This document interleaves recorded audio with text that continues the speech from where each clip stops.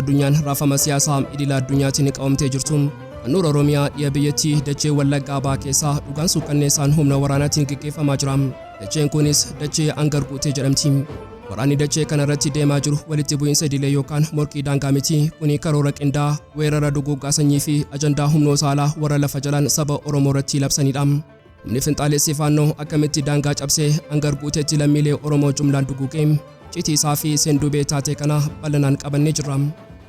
Humnoonni haaraan ofii isaanii humna nagaa Tigraay jedhanii waaman labsii waraanaa dhumaa labsuudhaan sirna TPLF isaan jiru dhabamsiifnee sirna uummata haaraan bakka buusuuf qophii waraanaa fi caasaa keenya guutummaatti xumurreerra jedhan.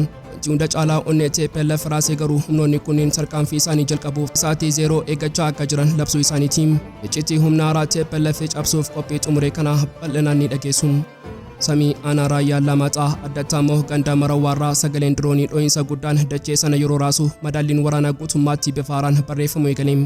Akka maddeen waraanaa fi qondaaltonni naannichaa saaxilanitti Dirooniin kun kallattiin kan inni qiyyaafate kutaa waraanaa TPLF isaa Armii 26 jedhamu irratti. Dirooniin kun akkamitti haleellaa kana milkaa'inaan raawwate yoo haga xumuraatti nu faana turtan iccitii isaa bal'inaan ni dhageessu. Qophii keenya laayik gochuun jalqabaan affeerraa keenya yeroo maraati. Yooyaa ashama harka fuunee kabajamtoota dhaggeeffattoota keenya kun Oromiyaa 24 Newsdha. Kanneen chaanaala YouTube keenyaaf haaraa taatan subscribe gochuun maatii keenya ta'aa. Qophiin keenya namoota hedduu bira akka ga'uuf like share gochuun waliif qooduun dagatinaa. Haga xumura qophii keenyaatti turtii gaarii.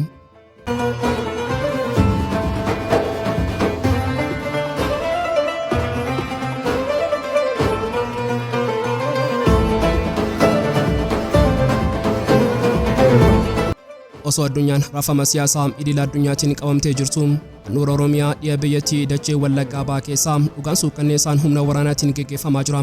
Dacheen kun dachee Angar Gute jedhamti. Ija nama idileetiin yeroo ilaalamu Angar Guuteen aanaa qindaa'aa jala kan jirtu lafa magariisaa sulula laga Angar kan qabeenya uumamaa fi midhaaniitiin badhaatedha. Garuu ija ogeessa waraanaa fi ji'oopolitiksiitiin yeroo safaramu Angar Guuteen kellaa ibiddaa fi qabxii dho'iinsaa isa dhumaati. Mee dacheen tun maaliif dirree waraanaa fi ajjechaa taate? Iccitiin isaa teessuma lafaa fi seenaa xaxamaa keessa dhokatee jira. Angar Guuteen bakka tarsiimawaa fageenya gabaabaa daangaa naannoo Amaaraa karaa laga Abbayyaa fi Goojam wajjin walitti hidhata qabdudha. Garuu dho'iinsi inni guddichi dachee kanarraa qubachuu uummataati. Bara mootummaa Dargii sagantaa qubsumaa jedhamuun uummanni naannoo Amaaraa keessattuu Walloo fi Goojam irraa heddumminaan fidamee dachee Oromiyaa gabbattuu sanarraa akka qubatu taasifame. Kaayyoon Dargii yeroo sana beelarraa baraaruu fakkaatus ijaarsi inni lafa jalaan uume garuu boombii yeroo uummata dhalataa fi qubataa gidduutti awwaalu ture. Har'a boombiin sun dho'ee jira. Finxaaleeyyiin Faannoo warri abjuu impaayirummaa fi lafa babal'ifachuu qaban seenaa qubsuma kanaa akka meeshaa waraanaatti fayyadamaa jiru. Tarsiimoon Faannoo as keessatti baay'ee ifaa fi suukanneessaadha. Isaan uummata keenyaa kan Wallaggaa keessa jiru tiksina maqaa jedhu golgaa godhachuudhaan daangaa qaxxaamuranii meeshaa waraanaa gurguddaa fi finciltoota hidhatan gara Angar Guuteetti dhangalaasaa jiru. Kuni eegumsa osoo hin taane tarsiimoo dachee qulqulleessanii dhuunfachuuti. Angar Guutee amma guutummaatti kiyyoo hidhattoota kanaan marfamtee jirti. Madaallii waraanaatiin Faannoon maaliif Angar Guutee irratti xiyyeeffata? Tokkoffaan bu'uura dinagdeedha. Lafa qonnaa gabbataa fi qabeenya Wallaggaa saamanii humna waraanaa isaanii ittiin utubuu barbaadu. Lammaffaan daangaa babal'ifachuu. Daangaa Oromiyaa kukkutanii humna lafoo fi hidhattoota isaanii dachee Oromiyaa keessatti ijaaruudhaan lola kana daangaa naannoo Amaaraarraa gara keessoo Oromiyaatti geessuu barbaadu. Sadaffaan madaallii uummataa jijjiiruudha. Oromoota dachee dhaloota isaaniirraa buqqisuu fi ajjeesuudhaan dachee sana guutummaatti fudhatanii humna isaaniitiin dhuunfachuudha. Yeroo ammaa kana haalli teessuma Angar Guutee zoonii waraanaa guutuutee jira. Hidhattoonni Faannoo bosona gaarrenii fi gandoota qubattoota akka kellaa sibiilaatti fayyadamanii uummata Oromoo harka qullaa jiru irratti ajjechaa suukanneessaa raawwachaa jiru. Uummanni Oromoo naannichaa ibidda Faannoo kanaan marfamee loojistiikii fi deeggarsa dhabee dachee abbaa isaa irratti birmadummaa isaa dhiigaan tikfachaa jira. Kuni waraana idilee miti. Kuni waraana eenyummaa fi birmadummaa dacheeti. Sagaleen ji'oopolitiksii addunyaa raasu kun aanaa qindaa'aa keessattuu magaalaa Angar Guutee fi gandaan Doodee keessatti dhiiga daa'immanii fi haadholii Oromootiin barreeffamaa jira. Mee dhugaa dhooftuu kana gadi fageenyaan xiinxallu. Humna finxaalessaa Faannoo inni kumaatamaan lakkaa'ame meeshaa waraanaa ammayyaawaa hidhatee Angar Guuteetti roobe kun maaliif dhufe? Humni kun harcaatuu sirna nafxanyaa fi abukaatoo ekeraa Minilik qofa osoo hin taane ija ji'oopolitiksiitiin yeroo madaalamu meeshaa waraanaa bakka bu'iinsaa humnoota alaati. Faannoon ergamtuu biyyoota akka Masrii fi Eertiraa Shaabiyaati. Masriin dhimma hidhaarumsaa fi abbayyaatiin lafee dugdaa biyyattii kan ta'e Oromiyaa dadhabsiisuu barbaaddi. Eertiraan ammoo gaanfa Afrikaa keessatti madaallii ishee eeggachuuf fincila bobeessuu feeti. Faannoon ajandaa bahaa fi kaabaa kana baattee dachee Oromiyaa guutummaatti lamsheessuuf adda waraanaa Wallaggaatti bantee jirti. Garuu gaaffiin namaa cabsuu fi madaallii tarsiimoo mootummaa saaxiluu asitti ka'am. Humni Faannoo kun akkamitti dachee Wallaggaa keessatti hanga kana goobuu danda'e? Dhugaan inni hadhaawwan dogoggora tarsiimoo waggoota darban keessa raawwatamedha. Yeroo mootummaan federaalaa waraana bilisummaa Oromoo dhabamsiisuuf duula gaggeessaa turetti dogoggora ji'oopolitiksii seenaan hin daganne hojjete. Waraana bilisummaa Oromoo waltaanii haa waraannu maqaa jedhuun mootummaan ofii isaatiin finxaaleeyyii Faannoo kanaaf ulaabanee leenjisee fi meeshaa waraanaa gurguddaa hidhachiisee dachee Oromiyaatti akka dhangala'an godhe. Kuni seera waraanaa keessatti saree yeroo guddisan deebitii abbaa ciniintii yaadrimee jirudha. Humni mootummaan riphee lolaa Oromoo ittiin waraana jedhee boba'aa itti naqaa ture sun har'a madaallii ofii isaa dhuunfatee Oromoo qofa osoo hin taane caasaa mootummaa iyyuu dhabamsiisuuf duguugaa sanyii eegalee jira. Haalli qabatamaan amma Angar Guutee fi handoodee dichoo keessatti deemaa jiru daangaa suukanneessaa ce'ee jira. Finxaaleeyyiin kun namoota nagaa 30 ol bakkuma tokkotti jumlaarra shananii jiru. Daa'imman nagaa dhabanii qorraa fi agabuun bosona keessatti dararamaa jiru. Haadholii fi maanguddoonni ulfina dhabanii qe'ee isaaniirraa akka bineensaatti buqqaanii duguugamaa jiru. Kuni waraana osoo hin taane jibba sanyii lafarraa xaa'uuf aggaamamedha. Sarii abbaa jalatti hin aanan akkuma jedhamu tuffii alagaan Oromoof qabu kan dachee isaarratti dhufee akka hulaatti saqalchiisu kun tuffii daangaa darbedha. Garuu dukkana kana hunda keessaa ifti gootummaa fi tokkummaa seena qabeessaa ta'e tokko dirree waraanaa Angar Guuteerraa ifee ba'ee jira. Inni saba kana gargar qooduudhaan dhabamsiifna jedhee yeroo yaadetti dhiigni dhangala'ee ilmaan Oromoo gootummaatti tokkoomseera. Ragaan qabatamaan dirreerraa ba'ee akka mirkaneessutti dhaqee Angar Guutee kana tiksuuf qaamoleen siyaasaa garaagaraa turan dhiiga isaanii walitti makanii jiru. Poolisoonni Oromiyaa milishoonni aantummaa uummataa qabanii fi humni farra riphee lolaa aarsaa lubbuu kafalaa jiru. Wanti hunda caalaa seenaa Oromoo haaromsu garuu waraanni bilisummaa Oromoo fi humnoonni mootummaa dhiiga uummata isaanii baraaruuf jecha garaagarummaa siyaasaa isaanii dhiisanii afaan qawwee isaanii waloon gara Faannoo finxaalessaa kanatti naannessuu isaaniiti. Kuni ji'oopolitiksii Oromiyaa keessatti dammaqiinsa tarsiimoo jedhama. Yeroo diinni sanyii kee duguuguuf dhufe waraanni siyaasaa ni dhaabbata. Tokkummaan biyyaalessaa fi birmadummaan dachee ni dursiti. Loltoonni kunneen uffata garaagaraa uffatanis onnee Oromummaa tokkoon ija finxaaleeyyii kanaa jaamsaa jiru. Aarsaan isaan kafalaa jiran duguugaa sanyii alagaan nu irratti karoorfatee fashaleessuu qofa osoo hin taane ergaa Oromiyaan humna alagaatiin hin sarbamtu jedhu Masrii fi Asmaraaf dabarsaa jira. Dhumarratti mootummaan dirqama seeraa fi seenaa isaa raawwachuu qaba.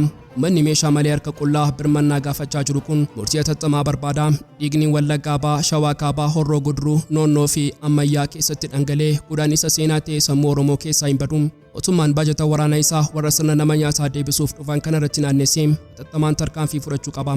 Faannoon isheen haguuggii Masrii fi Shaabiyaa jala dhokottee dachee Oromiyaa dhiksaa jirtu kiyyoo fi qottee keessatti baduu qabdi.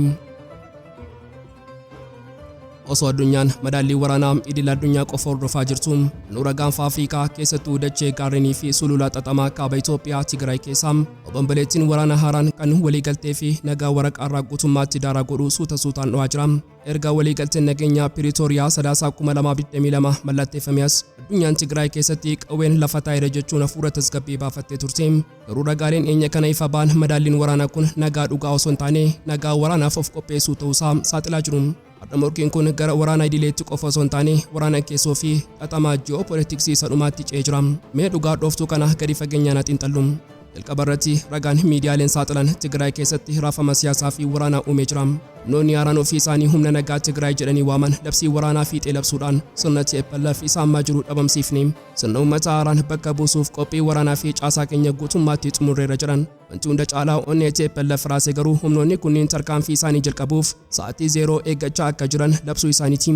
Kuni waraana alaa miti, kuni waraana obboleessa irratti labsamee fonqolcha waraana lafa jalaa isa dhumaati. TPLF'n isheen waggoota kunnan darban dachee Tigraay harka sibiilaatiin dhuunfattee turte. Har'a dhukkubbii qeenxummaa fi dhiigama keessoo dhandhamaa jirti. Deebiin TPLF baasee sodaa fi dhiphina ishee ragaa ba'a.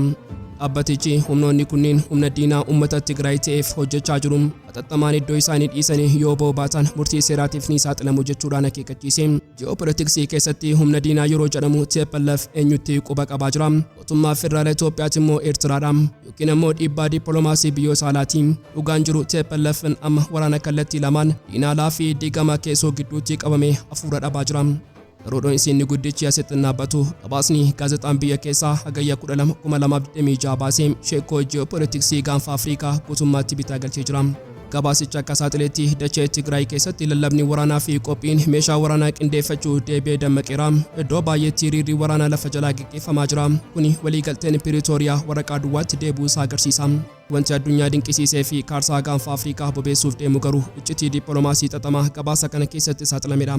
Akka akka qorattoonnii fi ragaaleen dhiyeessanitti hooggantoonni TPLF tokko fi mootummaa Eertiraa gidduutti hariiroon lafa jalaa uumameera jedhamee shakkama. Meekana ija saayinsii waraanaatiin herregnu madaalliin humnaa mootummaa federaalaa Itoophiyaa fi Eertiraa gidduu jiru yeroo ammaa garmalee xaxamaa fi sodaa waraanaatiin kan guutamedha. Eertiraan Itoophiyaa dadhabsiisuuf jecha mormitoota keessoo Itoophiyaa akka meeshaa tarsiimawaatti fayyadamuu dandeessi.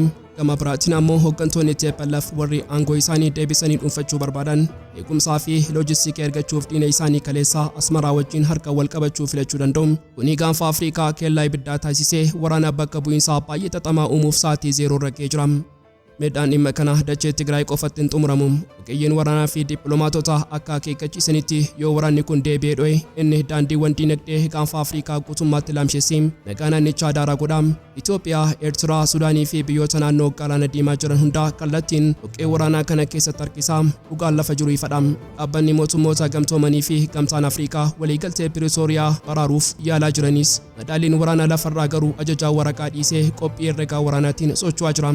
Walumaa galatti ragaan suukanneessaan kun addunyaaf dhugaa seena qabeessa tokko saaxilee jira. Qaamni Itoophiyaa ammas dho'iinsaa volkaanoo eeggachaa jira. TPLF'n diina alaa fi mormitoota keessoo ishee gidduutti qabamtee ofirraa ittisuuf yaalaa jirti. Gama biraatiin Shira alaa Eertiraa madaallii kana caalaatti bobeessuuf ibidda qabatee eeggachaa jira. Waraanni jaarraa 21ffaa qawwee dhukaasuu qofa osoo hin taane diinagdee keessoo isaatiin bakka lamatti qooddee ofii isaatiif akka of nyaatu gochuudhaan sa'aatiin Zeeroo Tigraay keessatti labsameera. Eenyutu murtii dhumaa dhiigaan barreessa. Addunyaan guuggii dhoksaa kana ija dhiphinaatiin daawwachaa jirti. Madaalliin waraanaa fi dippiloomaasii guutummaatti dha'uuf daqiiqaa lakkaachaa jira. Ragaaleen enya kana ba'an madaallii waraanaa fi dippiloomaasii kaaba Itoophiyaa guutummaatti kan raasu tarkaanfii qilleensaa tasaa fi qindaa'aa tokko saaxilanii jiru. Hagayya 2026 samii aanaa raayyaa Allaamaaxaa addatti ammoo ganda marawaarraa sagaleen diroonii dho'iinsa guddaan dachee sana yeroo raasu madaalliin waraanaa guutummaatti bifa haaraan barreeffamuu eegale. Meexaatee kana haguuggirraa mulqine ija saayinsii waraanaa fi ji'oopolitiksiitiin gadi fageenyaan xiinxalluun. Haleellaan diroonii kun ofuma dachee duwwaarratti kan geggeeffame miti. Ijaarsi ragaa tarkaanfii kana duuba jiru ofiisaayyuu dandeettii waraanaa guddaa agarsiisa. Qamadeen waraanaa fi qondaaltonni naannichaa saaxilanitti dirooniin kun kallattiin kan inni qiyyaafate kutaa waraanaa TPLF isaa Armii 26 jedhamu irratti. Armiin 26 kun eessa dhokatee ture? Innis mana barumsaa sadarkaa lammaffaa ganda marawaa keessa. Saayinsii waraanaa keessatti finciltoonni yookaan raayyaaleen waraanaa yeroo baay'ee wiirtuuwwan hawaasummaa kanneen akka manneen barnootaa fi hospitaalota akka da'ootti fayyadamu. Kaayyoon isaanii lama.